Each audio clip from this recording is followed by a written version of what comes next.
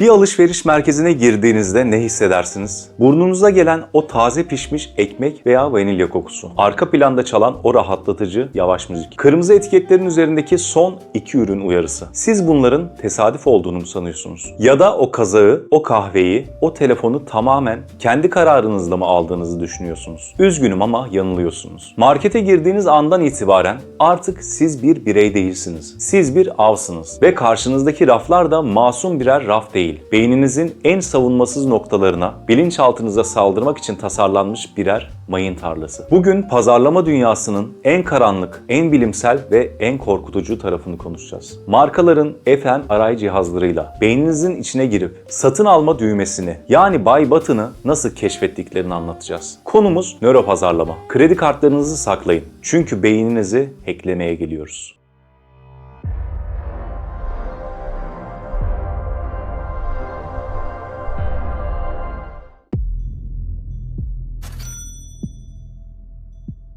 Bu işin ne kadar ciddi olduğunu anlamak için 2004 yılında yapılan efsanevi bir deneye, Pepsi paradoksuna gidelim. Nörobilimci Reed Montague, insanlara yıllardır sorulan o soruyu sordu. Pepsi mi, Coca-Cola mı? İnsanların çoğu tabii ki Coca-Cola diyordu. Doktor Montague bu insanları fMRI cihazına yani beyin tarayıcısına soktu. Önce onlara markaları gizlenmiş 2 bardak kola içirdi. Kör tadım testi yaptı. Sonuç şok ediciydi. İnsanların %60'ı tadını daha şekerli buldukları için Pepsi'yi seçti. Beyinlerinin ventral putamen denilen haz merkezi Pepsi içerken daha çok parlıyordu. Ama sonra doktor ikinci aşamaya geçti. Aynı insanlara bu sefer markaları göstererek içirdi. Ve mucizevi bir şey oldu. Az önce Pepsi daha güzel diyen beyinler Coca-Cola logosunu gördüğü an kararını değiştirdi. Bu sefer beyinlerinin bambaşka bir bölgesi, anılar ve duygular merkezi ateşlendi. Beyin şöyle diyordu: tadı umurumda değil. Bu Coca-Cola, bu mutluluk demek, bu çocukluk demek, bu reklamlar demek. Bunu seviyorum. İşte nöropazarlama tam olarak budur. Marka biyolojiyi yenmişti. Algı gerçekten daha güçlüydü. Peki markalar bunu nasıl yapıyor? Cevap kafatasınızın en derininde. Evrimin en eski parçasında saklı. Reptilian brain yani sürüngen beyin. Bu beyin düşünmez, analiz etmez. Sadece 3 şeye odaklanır. Hayatta kal, üre, kork. Siz ben bu arabayı motor gücü için alıyorum dersiniz ama sürüngen beyniniz o arabayı statü ve güç için yani kabilenin lideri olarak görünmek için alır. Siz bu hamburgeri aç olduğum için yiyorum dersiniz ama beyniniz o logodaki kırmızı ve sarı rengi görünce atalarınızdan kalan bu renkler olgun meyve ve et rengidir. Enerji verir kodunu hatırlar. McDonald's, Burger King, Pizza Hut logolarının kırmızı sarı olması tesadüf mü? Asla. Bu sürüngen beyninize gönderilen durma ye sinyalidir. Onlar size yemek satmıyor. Onlar sizin ilkel dürtülerinizle oynuyor. Hiç düşündünüz mü? Neden nakit para verirken içimiz cız eder de kredi kartıyla öderken hissetmeyiz? Bilim insanları bunu da taradı. Cebinizden nakit para çıktığında beyninizde insula denilen bir bölge uyarılıyor. Bu bölge ne iş yapar biliyor musunuz? Fiziksel acı hissettiğinizde, mesela elinizi kestiğinizde beyninizde yanan bölgeyle aynıdır. Yani para harcamak beyin için fiziksel bir acıdır. Buna pain of paining yani ödeme acısı denir. Markalar bunu keşfettiğinde ne yaptı? Acıyı yok ettiler. Önce kredi kartı çıktı, acı azaldı. Sonra temassız ödeme çıktı, acı neredeyse bitti. Şimdi ise one click buy yani tek tıkla al var. Amazon'da veya Trendyol'da o butona bastığınızda beyniniz para harcadığını algılayamıyor. Sadece kargonun geleceği o ödül anına odaklanıyor. Sizi soymuyorlar. Sizi narkozla uyutup acısızca paranızı alıyorlar. Bir mağazaya girdiğinizde neden fiyatlar 9.99, 19.90 veya 999 şeklinde biter? Sizce satıcı o bir kuruşun peşinde mi? Hayır, o bir kuruşu size sadaka olarak vermiyorlar. Onlar sizin beyninizdeki bir hatayı, bir glitch'i yani sistem hatasını kullanıyorlar. Buna left digit effect yani sol rakam etkisi denir. Beynimiz okumayı soldan sağa doğru yapar ve bilgiyi çok hızlı işler. Gözünüz 19.99 etiketini gördüğünde beyniniz sadece en soldaki bir rakamına odaklanır ve fiyatı 10 küsür olarak kodlar. Ama fiyat 20 olduğunda beyin en soldaki 2'yi görür ve fiyatı 20 küsür olarak kodlar. Aradaki fark sadece 1 kuruştur ama beyninizde yarattığı algı farkı devasadır. Steve Jobs iTunes mağazasını kurduğunda şarkıları 1 dolara değil 0.99 dolara sattı. Bu sayede insanlar paralarının azaldığını hissetmedi. Siz o etikete bakıp "Aa ne ucuz" dediğinizde aslında matematiksel bir illüzyona bakıyorsunuz. Siz 1 kuruş kar etmediniz. Onlar algınızı yöneterek milyonlar kazandı. Hiçbir AVM'ye veya büyük bir markete, mesela Ikea'ya girip sadece bir vida alacakken kendinizi 2 saat sonra elinizde mumlar, yastıklar veya tablolarla dolu bir arabayla kasada buldunuz mu? Ben buraya nasıl geldim dediniz mi? Tebrikler. Guryen efekt kurbanı oldunuz. Adını modern AVM'lerin babası Mimar Victor Guryen'den alır. Kural basittir. Müşterinin oryantasyonunu boz. Mağazalarda neden pencere yoktur? Neden duvarda saat yoktur? Çünkü dış dünya ile bağınızı koparmak isterler. Güneş battı mı? Yağmur mu yağıyor? Saat kaç oldu bilmenizi istemezler. Siz o yapay ışıkların altında zaman algınızı yitirirsiniz. Mağaza planları bilerek labirent gibi yapılır. Sizi süt reyonuna gitmek için çikolata, cips ve indirimli çorap reyonlarının hepsinden geçmeye zorlarlar. Yürürken mantıklı düşünen beyniniz yorulur. Buna ego depletion denir. Ve kasanın önüne geldiğinizde artık iradeniz tükenmiştir. O sırada rafta gördüğünüz o gereksiz çikolatayı sepete atarsınız. Buna impulse buying, yani dürtüsel satın alma denir.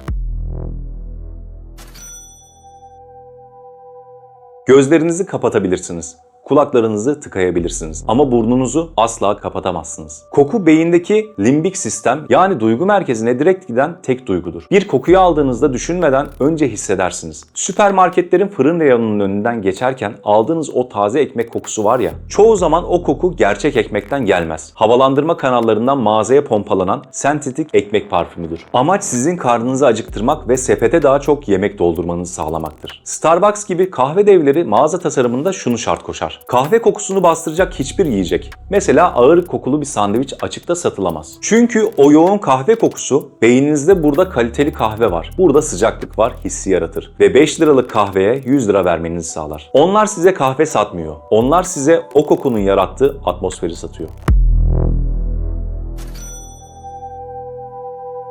İnternetten otel bakarken o uyarıyı mutlaka görmüşsünüzdür. Dikkat! Bu fiyattan son bir oda kaldı. Şu an 12 kişi bu odaya bakıyor. Kalbiniz hızlanır, eliniz titrer. Hemen kredi kartını girersiniz. Ya kaçırırsam korkusu mantığınızı devre dışı bırakır. Buna scarcity heuristic, yani kıtlık algısı denir. Markalar yapay bir azlık yaratır. Sınırlı üretim, yani limited edition. Sadece 24 saat geçerli indirim. Black Friday çılgınlığı tamamen buna dayanır. Aslında ürün bitmiyordur. Aslında indirim o kadar da büyük değildir. Ama beyninizdeki amigdala, yani korku merkezi tetiklenir. FOMO, yani fırsatı kaçırma korkusu. Atalarımızdan kalan bir koddur bu. Yiyecek azsa hemen kapmalısın. Yoksa aç kalırsın. Markalar sizi modern dünyada aç kalmakla korkutup ihtiyacınız olmayan şeyleri aldırırlar.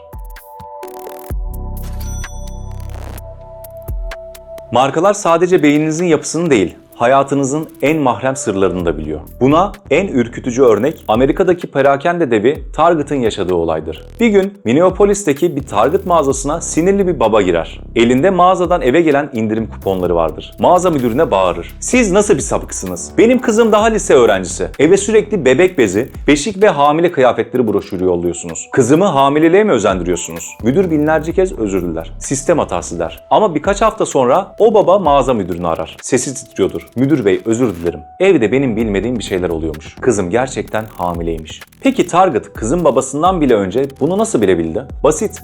Big Data'yla. Target'ın algoritmaları kızın alışveriş sepetindeki küçük değişimleri fark etmişti. Kokusuz losyon almaya başlamıştı.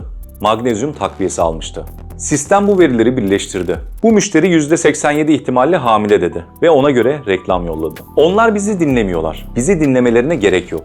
Davranışlarımız bizi ele veriyor. Bu anlattıklarım bugündü. Peki ya yarın? Gelecekte nöropazarlama yapay zeka ile birleşecek. Şu an telefonunuzun kamerasındaki Face ID teknolojisi sadece kilidi açmak için mi sanıyorsunuz? Teknoloji şirketleri siz ekrana bakarken göz bebeklerinizin büyüyüp küçülmesine, mimiklerinizden mutlu mu, üzgün mü olduğunuzu analiz eden patentler alıyor. Yakında siz mutsuzken size çikolata ve tatil reklamı gösterecekler. Siz korkmuşken size güvenlik sistemi ve sigorta satacaklar. Reklamlar kişiye özel, anlık ve deepfake ile üretilmiş olacak. Belki de reklamda en sevdiğiniz ama ölmüş bir oyuncuyu sizin isminizi söylerken göreceksiniz. Kaçış yok. Çünkü ekranlarda artık bizi izliyorlar. Peki bu zihin işgaline karşı çaresiz miyiz? Hayır, beynimizin kontrolünü geri alabiliriz. İşte nöropazarlama tuzaklarına düşmemek için 3 altın kural. Birincisi 24 saat kuralı. Bir şeyi çok mu beğendiniz? O an almayın. Sadece 24 saat bekleyin. Ertesi gün uyandığınızda beyninizdeki o dopamin fırtınası dinecek ve mantığınız devreye girecek. Çoğu zaman buna ihtiyacım yokmuş diyeceksiniz. 2. Nakit kullanın. Hatırlayın, Kredi kartı acıyı uyuşturur. Alışverişe çıkarken yanınıza sadece harcayacağınız kadar nakit para alın. Paranın elinizden gittiğini fiziksel olarak hissetmek beyninizi frenler. 3. Listesiz çıkmayın. Markete girmeden önce bir liste yapın ve o listenin dışına asla çıkmayın. Liste sizin haritanızdır. Haritasız yola çıkarsanız onların çizdiği labirentte kaybolursunuz. Sonuç olarak bizler rasyonel, mantıklı, hesap yapan makineler değiliz. Bizler duygusal, dürtüsel ve kandırılmaya müsait varlıklarız. Markalar bunu biliyor ve bu zaafımızı bize karşı kullanıyorlar. Ama artık sırrı biliyorsunuz. Bir dahaki sefere o 9.99 etiketini gördüğünüzde, o taze ekmek kokusunu duyduğunuzda veya o son bir oda uyarısına baktığınızda durun ve gülümseyin. Ve kendinize şunu sorun. Bunu gerçekten ben mi istiyorum? Yoksa beynimdeki satın al düğmesine mi bastılar? Unutmayın, en iyi müşteri farkında olmayan müşteridir. Farkında olun, özgür kalın. Peki bu videoyu izlemeyi siz mi seçtiniz yoksa algoritma mı önünüze çıkardı? Bunu bir düşünün. Bir sonraki videoda görüşmek üzere. Hoşça kalın.